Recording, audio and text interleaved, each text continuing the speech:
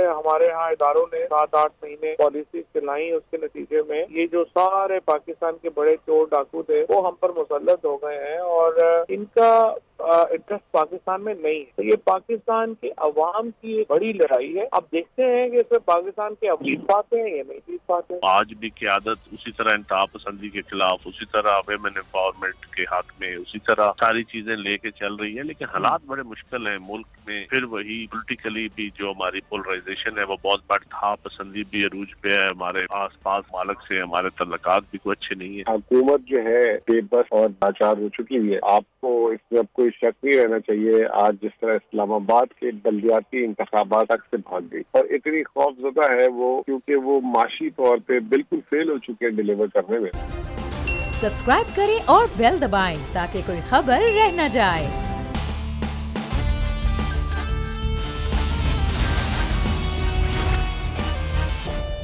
अस्सलामु अलैकुम। The special report with Mudassar Iqbal के साथ हाजिर खिदमत है। नाज़रीन, इलेक्शन जो जमहूरियत का तसलसल होगा, इलेक्शन के हवाले से बहुत सी बातें हो रही हैं, सूबाई इलेक्शन, कौमी इलेक्शन, लेकिन जो सबसे ज़्यादा ज़रूरत है बल्दियात के इलेक्शन के। पहले सिंध के दूसरे मरहले का मामला लटकता लटकता यहाँ तक पहुँच गया है कि अब भी ये खदशा जाहिर किया जा रहा है कि कराची में जो वक्त दिया गया है जैन के दूसरे हफ्ते में, वहाँ इलेक्शन शायद ना हो पाए।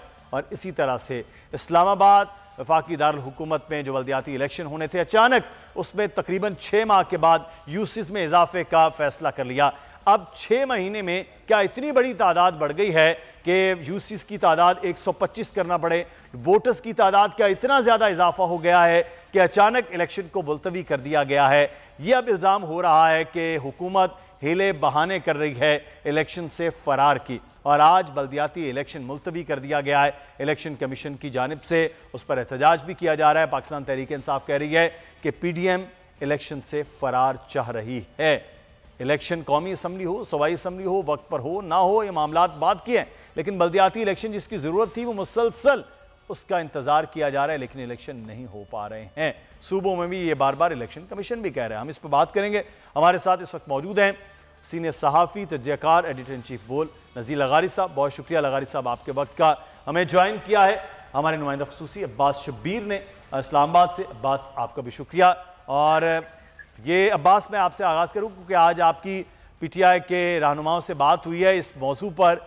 ये बल्दियात के इलेक्शन की तो तैयारी काउंसलर्स वगैरह वो कर रहे थे, बल्कि बोल ने बाकायदा कुछ पैकेजेस, कुछ रिपोर्ट्स दिखाएं कि वो कह रहे हैं कि जनाब गली मोहल्ले का इलेक्शन है 31 तक, उसके बाद तो फिर हम वही हैं, तो इलेक्शन होगा। वो तो बिल्कुल सोच भी नहीं रहे थे जो आज इलेक्शन कमीशन ने फैसला किया। थैंक यू मुदस्सर भाई। बिस्मिल्लाहिर्रहमानिर्रहीम। अब ये क्यों इलेक्शन से भाग रहे हैं? क्योंकि इलेक्शन की कंपेन चल रही थी इस्लामाबाद के बल्दियाती इलेक्शंस की, और पीटीआई की कंपेन देखकर इनको खौफ तारी हो गया। ये जहां पर कंपेन करने जाते थे वहां पर इनको 10 लोग नहीं मिलते थे। फिर उन्होंने बहाना बना लिया यूसीस को बढ़ाने का। सिर्फ और सिर्फ ये राय फरार इख्तियार कर रहे हैं।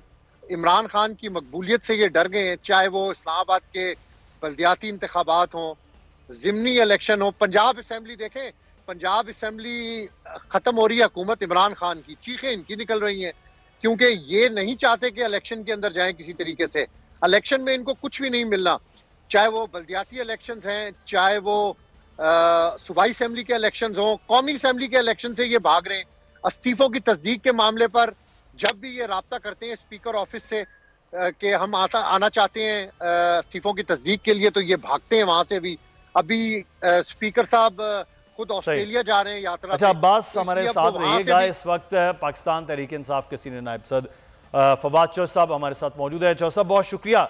आपके वक्त का तसव्वुर तो ये हो रहा था कि अब 4 दिन रह गए हैं, बल्दियात के इलेक्शन हो जाएंगे इस्लामाबाद में, लेकिन ये अचानक इलेक्शन कमीशन ने वो तमाम तर मामलात जो हुकूमत ने 3 दिन पहले किए उस पर इलेक्शन मुलतवी कर दिए। तो अगर ये इलेक्शन बल्दियात के सिर्फ एक इस्लामाबाद छोटे से शहर में नहीं होने दे रहे, तो जो आपके मुतालिबात हैं कि पूरे मुल्क में आम इंतखाबात, उसके लिए तो बड़े रोड़े अटकाए जा सकते हैं। देखिए, बात यह है कि हमारा मुतालबा तो वो है जो अवाम का मुतालबा है। पाकिस्तान के लोग इस वक्त तमाम जो सर्वेज हैं उनमें है कि 70% पाकिस्तानी चाहते हैं कि नए इंतखाबात जो हैं वो करवाए जाएं। और आपकी बात बिल्कुल सही है कि हुकूमत तो भाग रही है हर जगह। ये पाकिस्तान के ऊपर एक डिक्टेटरशिप मुसल्लत है और इसीलिए अनफॉर्चुनेटली जो पिछले हमारे यहाँ इदारों ने 7-8 महीने पॉलिसी चलाई, उसके नतीजे में ये जो सारे पाकिस्तान के बड़े चोर डाकू थे वो हम पर मुसल्लत हो गए हैं और इनका इंटरेस्ट पाकिस्तान में नहीं है। तो ये पाकिस्तान के अवाम की एक बड़ी लड़ाई है। अब देखते हैं कि इसमें पाकिस्तान के जीत पाते हैं या नहीं जीत पाते। लड़ाई होती है, जरूरी तो नहीं आप जीते हैं लड़ाई, लेकिन ये लड़ाई लड़ना बहुत जरूरी है और हम इंशाल्लाह इसको आखिर तक लड़ेंगे। जोसेफ, हैदराबाद कराची के इलेक्शन का मामला था, अब इस्लामाबाद के बल्दियाती इलेक्शन का मामला है, तो ऐसे फैसले जो आए हैं इसके बाद इस इलेक्शन कमीशन के होते हुए आप फिर भी उम्मीद लगाए बैठे हैं कि ये इलेक्शन आगे हो जाए और इलेक्शन के मामलात हों इसी इलेक्शन कमिश्नर के होते? इलेक्शन कमीशन के ऊपर तो हमारा कोई पहले एतबार है ही नहीं। ये तो एक सब्सिडरी है इस वक्त पीडीएम की गवर्नमेंट की, और आपने देखा है कि बारहा इसकी बात हैसियत ही इन्होंने इदारे की छोड़ी। और ये जो मेंबर बैठे हुए हैं वो पहले से हुकूमत से भी पैसे ले रहे हैं, इधर से भी पैसे ले रहे हैं, और इसी तरीके से चेयरमैन जो है उसकी आपने देखा है जो हैसियत बात है।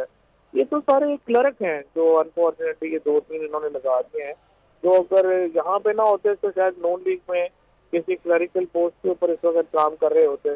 तो इसी वजह से इन लोगों की कोई इज्जत नहीं है। आपने देखा ये बगैर एक बहुत हैवी सिक्योरिटी के अपने घरों से नहीं निकल सकते, इनको लोगों से डर लगता है।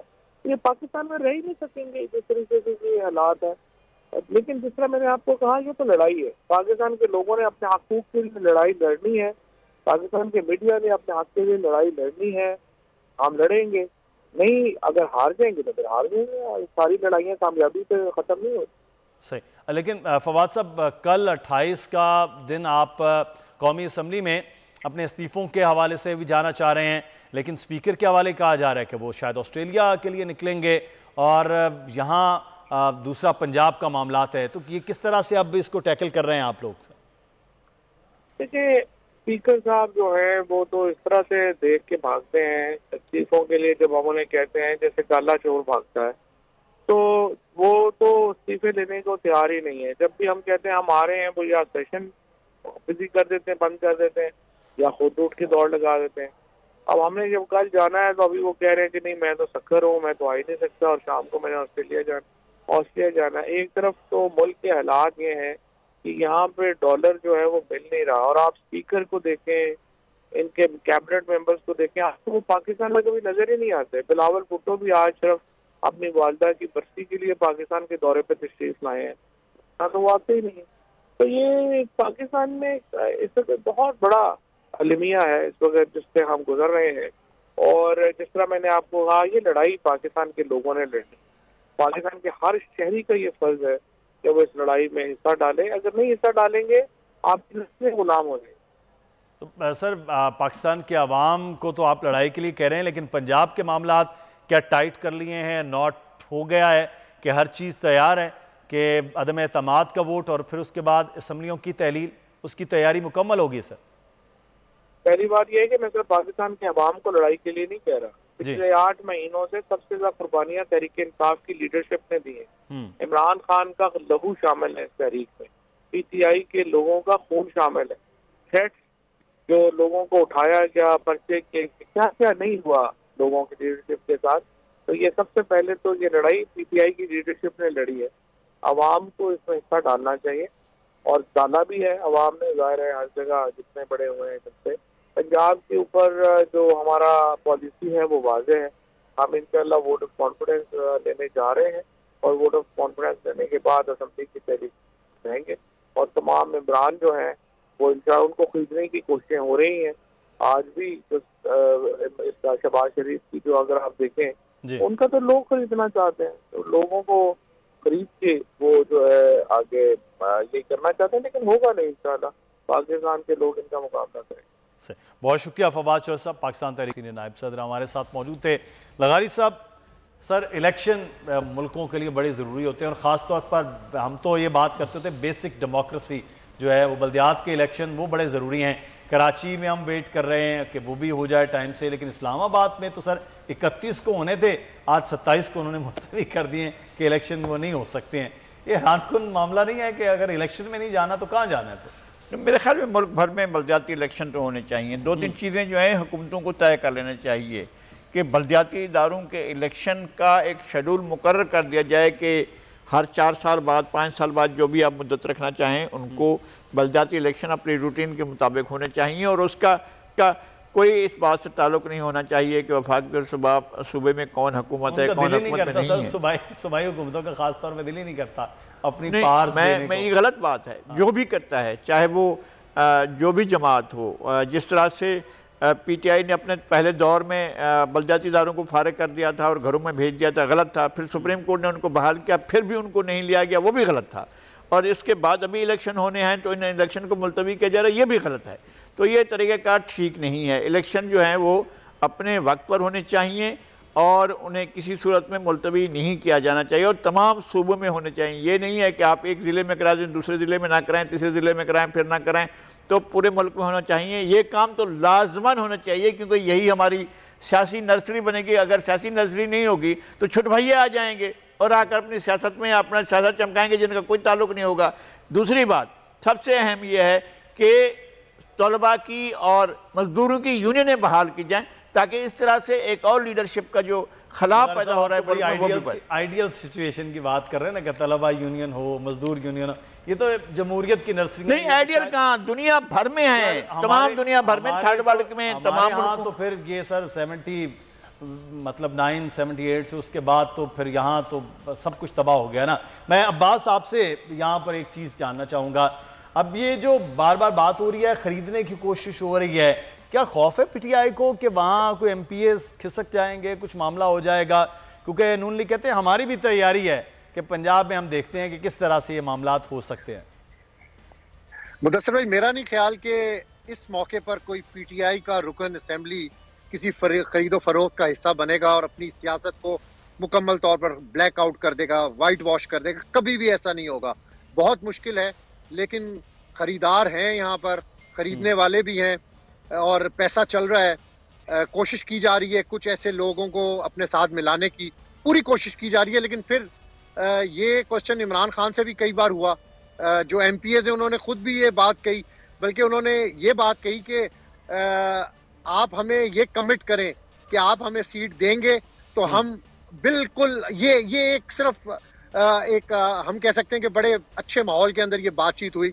तो ये बातचीत जो भी होती है वो इमरान खान के साथ शेयर कर ली जाती है, कोई भी खरीदो फरोख्त हो, कुछ भी हो। लेकिन मेरा नहीं ख्याल कि कोई ज़मीर वाला रुकन पंजाब असेंबली इस खरीदो फरोख्त का हिस्सा बनेगा। और इस मौके के ऊपर जब इमरान खान की पॉपुलैरिटी आप देखें कि पाकिस्तान में बहुत ज़्यादा है पहले की निस्बत, ये इलेक्शन से क्यों भाग रहे हैं? ये पॉपुलैरिटी के खौफ से इलेक्शन से भाग रहे हैं। कोई मसला नहीं यहाँ पे यूसीज वगैरह का। इस वक्त पॉपुलैरिटी का ही मामला है जिसकी वजह से जहां जहां पाकिस्तान तहरीक इंसाफ है वहां से इलेक्शन से फरार वो कोशिश भी की जा रही है। अब्बास शबीर, शुक्रिया आपका हमारे साथ मौजूद थे। और उस पार्टी की बात कर लेते हैं। एतजाज अहसन साहब ने अपनी जमात को मशवरा दिया कि एक आंख खुली रखें। वो क्या मशवरा है वो देखते हैं जी। हमारे नुमाइंदे इस वक्त जो है उनके साथ मौजूद है अब्दुर्रहमान। जी अब्दुर्रहमान, क्या कहना है एतजाज अहसन साहब? जी बिल्कुल, पीपल्स पार्टी के रहनुमा बैरिस्टर एतजाज अहसन जो है मेरे साथ मौजूद हैं। इनसे जानते हैं कि उन्होंने एक आंख पीपल्स पार्टी को खुली रखने का मशवरा किस हवाले से दिया है। जी जो साहब ये बताइएगा जरा। आज तो मैंने ऐनक पहनी है काली, आज तो एक आंख खुली रखनी पड़ेगी। पर मैंने ये एहतियात मोहतात रहने का मशवरा। नहीं, मोहतात क्यों? नून लीग से मोहतात खास तौर पे वो तो हदी है पीपल्स पार्टी। जो मैंने एहतियात के बारे में कह दिया है ना, बस वो ज़रूरी है। किस हवाले से ज़रूरी है? हवाले से ज़रूरी है कि हमारा तजर्बा पहले से है। बहुत से सियासी अनासिर का, और उस हवाले से जिसको ये पहुंचेगा ना वो समझ जाता। नहीं, आप समझते कि नून लीग रिलायबल जमात नहीं है? ये इस वक्त तो मैं नहीं कहूँगा। गवर्नर के इक़दाम को किस नज़र से देखते हैं? गवर्नर का इक़दाम जो है वो दुरुस्त नहीं है। गवर्नर ने जो दिए हैं वजूहात बयान किए हैं कि एक वज़ीर ने वजारत से इस्तीफ़ा दे दिया है और इत्तेहादियों में इख्तलाफ हो गया है कि एक चाहता है कि असेंबली डिज़ोल्व हो, दूसरा इत्तेहादी चाहता है ना डिज़ोल्व हो। तो इत्तेहादियों में इख्तलाफात तो होते हैं और होते रहते हैं। तो गवर्नर को हटाने के हवाले से आप समझते हैं कि कार्रवाई होनी चाहिए? गवर्नर को हटाने के लिए कार्रवाई मुनासिब नहीं है, वो आईनी एतबार से हटाया नहीं जा सकता। इस एहतियात की बात बहुत ज़्यादा की गई है कि मुस्लिम नून से एहतियात की बात हो या एक आंख खुली रखी जाए, इससे बात करेंगे। लेकिन इस वक्त हम ट्रिब्यूट और खराज अकीदत पेश करें मोहतरमा बेनज़ीर भुट्टो की आज बरसी के हवाले से। यहाँ वहाँ जहाँ गई वहीं पे उसकी धूम थी, वो एक अपनी ज़ात में काई थी, हुजूम थी। गरीब बाप के लिए, गरीब कौम के लिए वो बाप की सफ़ीर थी। नज़ीर जिसकी ना मिले वो इतनी बेनज़ीर थी। नज़ीर लगारी साहब, मोहतरमा बेनज़ीर भुट्टो की शहादत और आज पाकिस्तान का जो एक सियासी मंजरनामा है वो बहुत मुख्तलिफ होता अगर आज बीबी मौजूद होती 2007, 8 और आज 2022 और 23 ये मामलात। मोहतरमा बेनज़ीर भुट्टो के साथ बड़ी आपकी रफ़ाकत रही है, लेकिन वो जो विज़न है मोहतरमा का, आप ये समझते पाकिस्तान आज 15 बरस नहीं बल्कि 30 बरस पीछे चला गया? वो अब भी ऐसा ही है। पाकिस्तान बहुत बुरे हालात में है और इस वजह से बुरे हालात में है कि सियासी एलिमेंट्स के लिए स्पेस महदूद किया जाता रहा। बेनज़ीर के लिए कौन सा स्पेस था?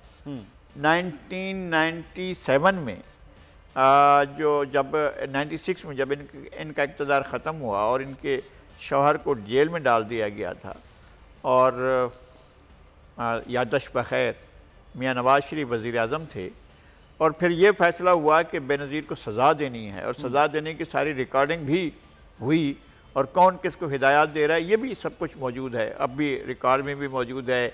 आप जब फ़ोन उठाएंगे तो इसमें भी जाकर वो देख सकते हैं कि कौन किसको क्या हिदायत दे रहा है। ये सारी चीज़ें हैं। वो भी टेप लीक हुए थे इस तरह के जो आजकल भी टेप लीक हो रहे हैं। तो उस वक्त भी स्पेस महदूद की जा रही थी।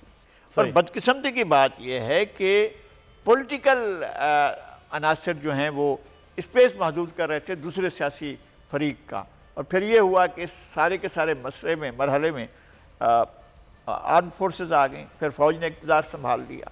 फिर भी बेनज़ीर भुट्टो के लिए स्पेस नहीं था और बेनज़ीर भुट्टो के लिए कहा यह गया था कि जी आप मुल्क में ना आएँ, और वो मुल्क से बाहर रहीं। 1998 में चली गई। 9 साल के बाद वो वतन वापस आ रही थी। अभी वो उन्होंने 5 किलोमीटर फासला भी नहीं तय किया था कि बहुत बड़ा धमाका हुआ और धमाके में सैकड़ों लोग अपनी जान से गए। तो ये हमारे ताकत के मराकज़ की तरफ से वेलकम था, एक ऐसी लीडर को जिसके लिए लाखों लोग सड़कों पर मौजूद थे और जहाँ जलसा होना था वहाँ पर पूरा पैक हो चुका था, जगह तिल धरने की नहीं थी। अभी उनको पहुँचने में कई घंटे बाकी थे, 6 घंटे बाकी थे। 18 घंटे उन्होंने 4-4.5 किलोमीटर फासला किया था। एयरपोर्ट से लेकर कारसाज तक का फासला जो है वो उन्होंने 18 घंटे में तय किया था और अभी वो जा रही थी और उन्हें जब पहुंचना था तो फिर क्या होता। तो ये उनके लिए स्पेस हमेशा इसी तरह से महदूद रही है और वो आज होती हैं, और अगर स्पेस महदूद ही होती तो इसी तरह जदोजहद कर रही होती हैं, इसी तरह से लड़ाई लड़ रही होती हैं। लेकिन तो मैं समझता हूं लगारी साहब है कि पाकिस्तान में सियासी जदोजहद के लिए मुसलसल लड़ाई है, मुसलसल कोशिश है, मुसलसल जद्दोजहद है। मैं सिर्फ इसमें आपकी एक बात ये इस बात को जरूर जहन में रखें कि सियासत के लिए जब स्पेस छीना जाए तो सियासत के जरिए ही उसको पुर किया जाना चाहिए तमाम फरीकैन को। ये नहीं है कि अगर हमारे लिए हमसे सियासी स्पेस छीना जाए और छीन लिया जाए तो फिर हम मुड़कर किसी की तरफ देखें, अलिफ की तरफ, बे की तरफ, सामने की तरफ, पीछे की तरफ, आगे की तरफ, नहीं इधर उधर ना देखें। क्या हो जी हमें स्पेस वापस लौटवा दो, हमारे वापस स्पेस जो है वो फिर सियासी लोग सियासत के जरिए ही वो करें। मुझे एक ब्रेक के लिए कहा जा रहा है, ब्रेक लेते हैं, ब्रेक से आते हैं फिर मजीद बात करेंगे। नदीम अफजल चंद साहब पाकिस्तान पीपल्स पार्टी के रहनुमा भी हमारे साथ होंगे।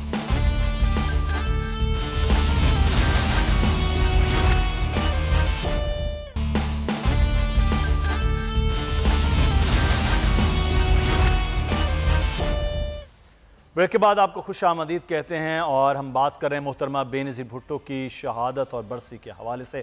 हमारे साथ इस वक्त मौजूद हैं नदीम अफजल चंद साहब, पाकिस्तान पीपल्स पार्टी के रहनुमा। चंद साहब, आपका बड़ा एक वक्त गुजरा है मोहतरमा बेनज़ीर भुट्टो के साथ, बड़ी धमकियाँ तमाम तर चीज़ों के बावजूद मोहतरमा पाकिस्तान आई। बस सवाल ये कि आज मोहतरमा होती तो मुल्क के सियासी हालात क्या होते?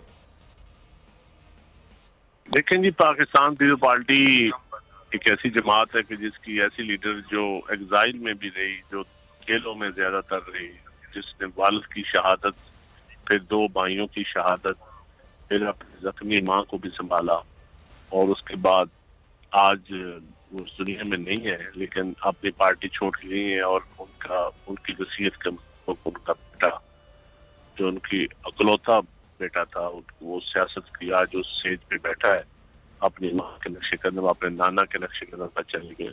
जहाँ तक बीबी शहीद का तल्लुक है, जितना भी हम खराज तहसीन पेश करें वो कम है, क्योंकि पाकिस्तान की सियासत को शहीद भुट्टो ने पलटा था, या उसके बाद जो मुश्किल हालात में जो स्ट्रगल की है वो बीबी ने की। बीबी शहीद ने मार्शल लॉ के मुकाबला किया, फिर रिकन्सिलिएशन की वो पॉलिसी दुनिया को दिखाई कि जो शहीद भुट्टो के खिलाफ तहरीक चला रहे थे, जो लोग करते थे, उनके साथ भी डायलॉग किया। सियासत में एक ऐसी नहज पे ले आई कि बातचीत के जरिए आगे बढ़ा जा सकता है। फिर मियां नवाज शरीफ के साथ एक शिद्दत की सियासत। चंद साहब, आपकी गुफ्तगू में एक सवाल यहाँ पर सर, यहाँ मोहतरमा बेनज़ीर भुट्टो का वो मिशन, वो मंशूर, उसको इस वक्त पाकिस्तान पीपल्स पार्टी उसी को लेकर आगे चल रही है?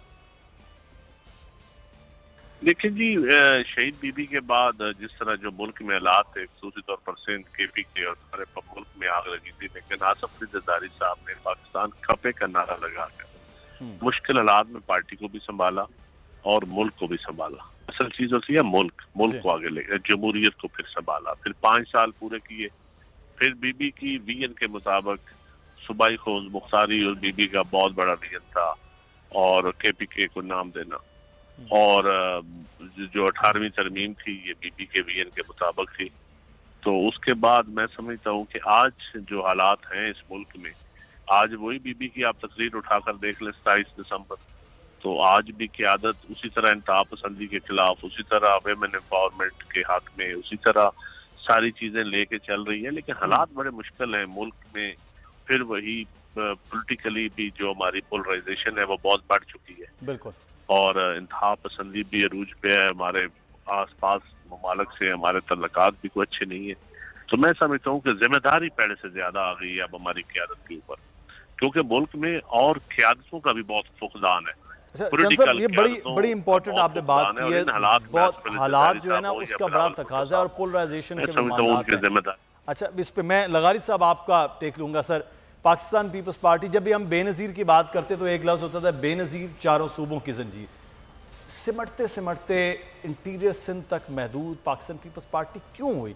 इतना बड़ा विजन, इतनी कुर्बानियों की पार्टी हो और उसके एक लीडरशिप भी हो, लोग भी हों, फिर इतना महदूद हो जाना और मुसलसल होते रहना, क्या वजह? 50 साल से एक ताकतवर इस्टेब्लिशमेंट एक ही पार्टी के साथ सबसे बड़ी जंग लड़ रही है, और वो जंग कभी भी ख़त्म नहीं हुई है। जुल्फ़िकार अली भुट्टो से लड़ाई हुई, फिर जुल्फ़िकार अली भुट्टो को शहीद किया गया, फिर मोहतरमा बेनज़ीर भुट्टो से लड़ाई हुई।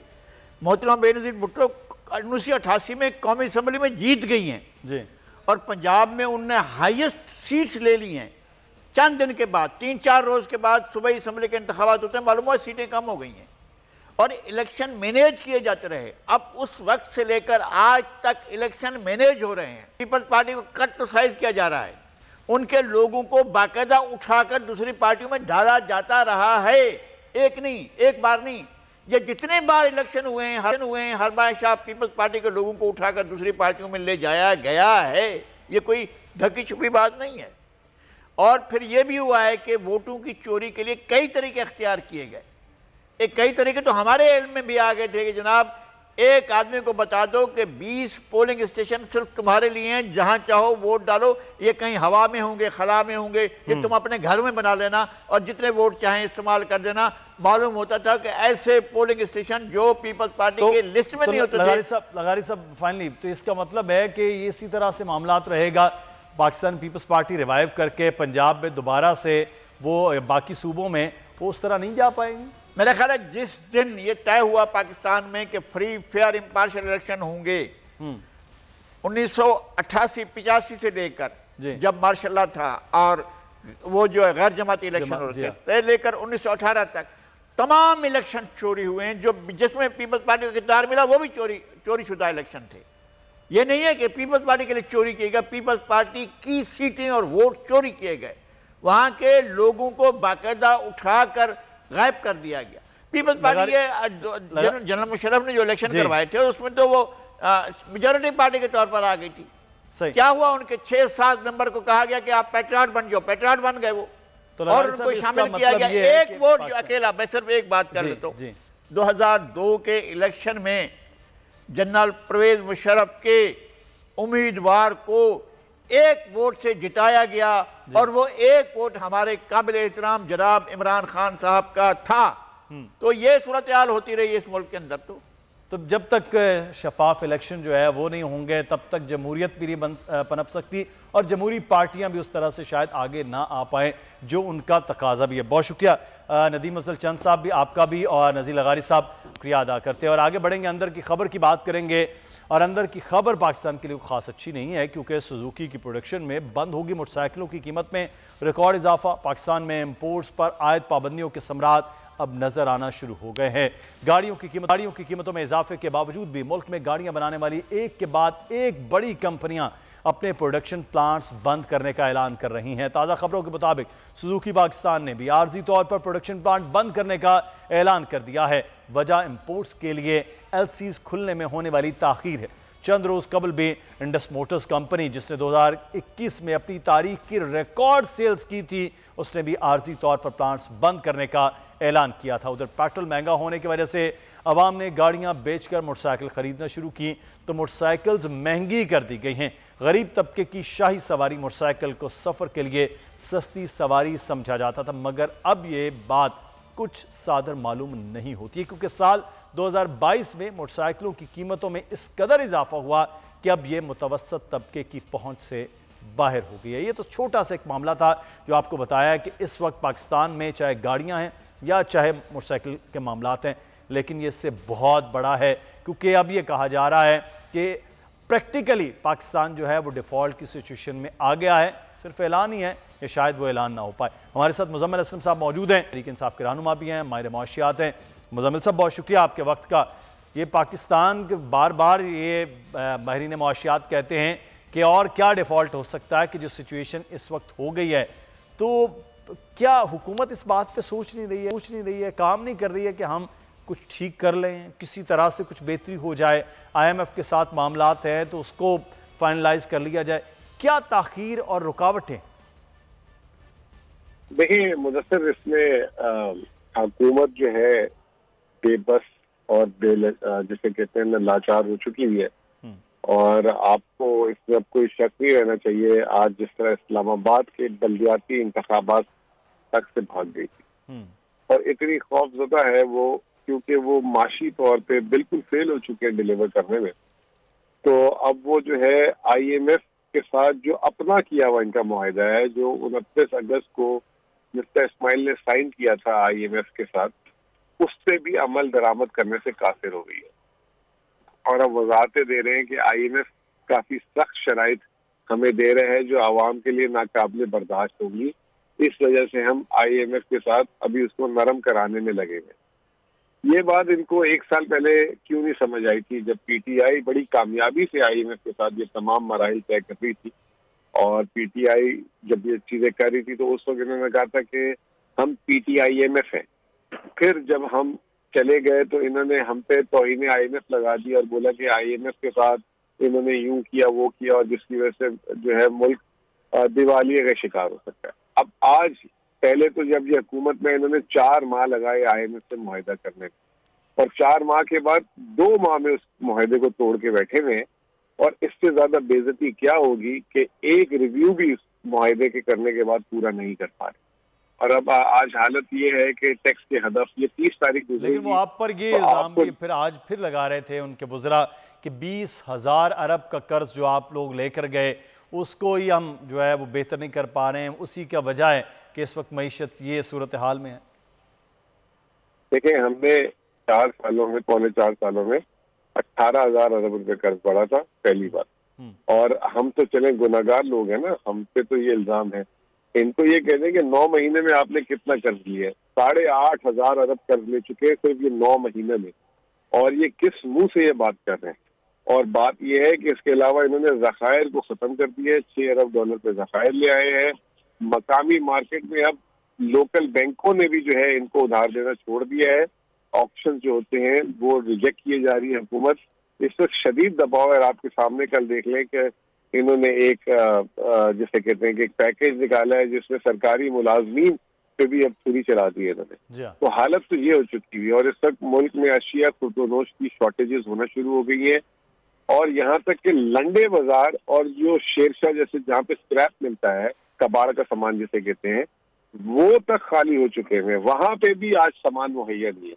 तो ये हालत कर दी हुई है इन्होंने मुल्क के बाजारों आम आदमी के लिए तो जो है वो बहुत ही मुश्किल हो गया है। इकोनॉमी जो हुकूमत अपना आउटलुक है वो भी सही तरह से वो दिन नहीं दिखा पाई है। बोल बाजार की भी अगर हम बात, स्टॉक एक्सचेंज में तेजी देखने में आई है, डॉलर की कीमत में इजाफा देखने में आ रहा है। प्रोग्राम से मुदस्सिर इकबाल को इजाज़त दीजिए। अपना ख्याल रखिएगा। अल्लाह हाफिज़।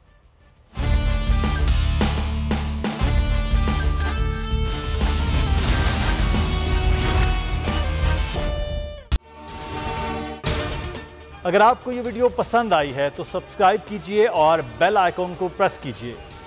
हकीकी आजादी की जंग में बोल भी कप्तान के हमकदम। इलेक्शन कराओ मुल्क बचाओ की लाइव ट्रांसमिशन, दिखाई लम्हा ब लम्हा सूरत हाल। रील और रेटिंग में भी बोल न्यूज रहा नंबर 1। सब्सक्राइब करें और बेल दबाएं ताकि कोई खबर रह न जाए।